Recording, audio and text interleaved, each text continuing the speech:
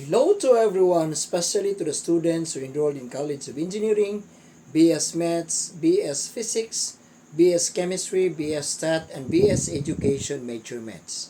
And to those students that your courses were not mentioned in my vlog, as long as you enroll this subject, which is Differential Calculus for this semester, I would like you to invite to study with me today. My topic is all about limit of a function. In my previous vlog, I already mentioned what are the criteria to solve the function that will not be acceptable. So I will just reiterate that this topic, we don't accept our answer if indeterminate. When we say indeterminate, that will be our numerator will be equal to 0 and then our denominator will be equal to 0. So meaning to say 0 divided by 0, that is equal to indeterminate. Okay? So in here on the board, I have two numbers of limits of a function. So number 1, I have limit x approaches to 0. The function is square root of 1 plus x minus 1 all over by x.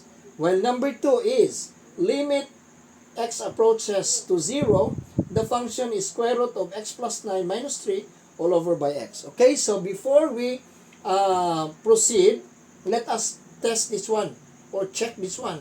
If we will plug in straight away x is equals to 0 for number 1 and then number 2, what happened to the function? Okay, so square root of 1 plus 0, then minus 1, then this will be over 1, 0 I mean.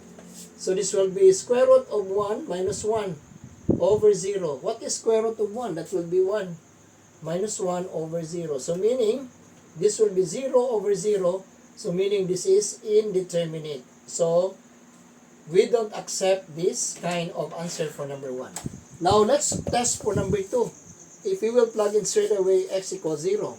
So the function is square root of 0 plus 9 minus 3. Then this will be over 0. Then this will be square root of 9 minus 3 over 0. Square root of 9, that will be 3 minus 3 over 0. So this will be 0 over 0. And then number 2 will be the same for number 1, indeterminate. So we don't also accept this kind of answer. So instead, we will apply our knowledge in algebra. So allow me to erase this portion. So for number 1, this will be limit x approaches to 0. Then I have now square root of 1 plus x minus 1.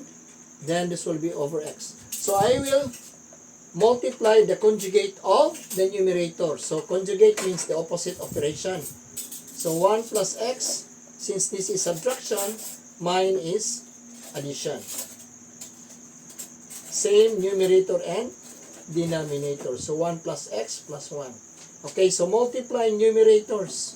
So square root of 1 plus x minus 1, then square root of 1 plus x plus 1. Okay, so this will be multiplication. So multiply square root of 1 plus x times 1 plus x.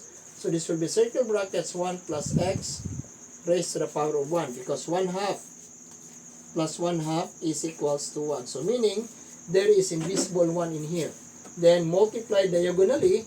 So this will be minus square root of 1 plus x. Then diagonally also, this will be positive square root of 1 plus x. Then negative times positive, that will be negative 1. So bring down circle brackets 1 plus x. The same, right? But be differ only the operation. This will become 0 or cross out. Then bring down minus 1. Remove the sign of grouping, which is circle brackets. This will be 1 plus x minus 1. Cross out 1, then I have now x. So meaning, this will be equal to limit x approaches to 0. Then I have now x over x times circle brackets, because need to multiply this one. So square root of 1 plus x, then plus 1. Okay, so x will be crossed out, so I have now limit x approaches to 0, then I have now 1 over square root of 1 plus x, then plus 1. Now this is safe for the function. We'll be plugging the value in x equals to 0. So this will be 1 over square root of 1 plus 0 plus 1.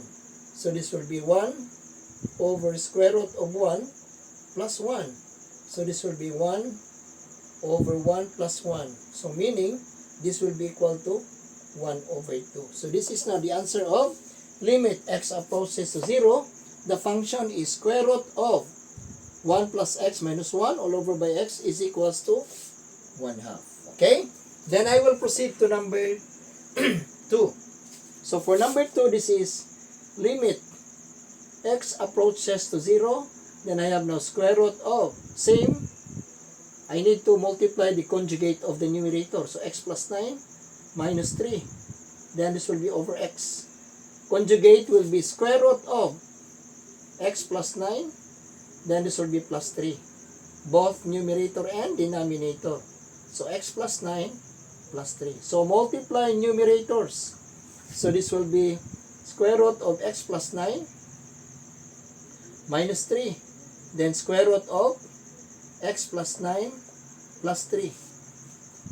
So this will be multiplication. So multiply the same base. So this will be circle brackets. X plus 9 raised to 1 because 1 half plus 1 half, that will be invisible 1. Then diagonally multiply, that will be minus 3. Then square root of times square root of x plus 9. Then this one, positive 3 times square root of x plus 9.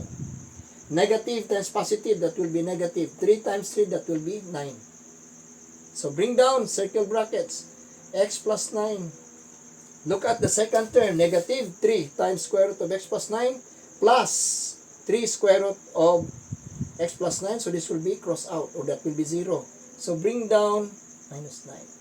So remove the grouping symbol. So x plus 9 minus 9. So 9 will be crossed out. So I have now x. Okay? So allow me to erase this portion. Then this will be limit x approaches to 0. Then I have now x. Then this will be over x because need to multiply this one also. Circle brackets x square root of x plus 9. Then plus 3. Then cross out x. So I have now limit x approaches to 0. Then I have now 1 over square root of x plus 9. Then plus 3. Now this is safe to plug in the value of x equals to 0. So I have now 1 over square root of 0 plus 9. Then plus square root, 3, sorry. This will be 3.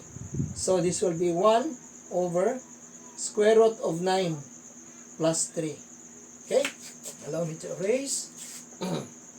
So this will be equal to 1 over square root of 9, that will be 3 plus 3. So this will be equal to 1 over 6. So this is now the answer for number 2. Limit x approaches to 0. The function is square root of x plus 9 minus 3 all over by x is equals to 1 over x. Since I'm done with number 1 and number 2, I think that's all. A friendly reminder, if you have questions regarding this matter, just leave your comment or comments in the comment section. Then, if you agree with me, please like and share, and do not forget to subscribe to my YouTube channel, Franz Max TV. Thanks for watching.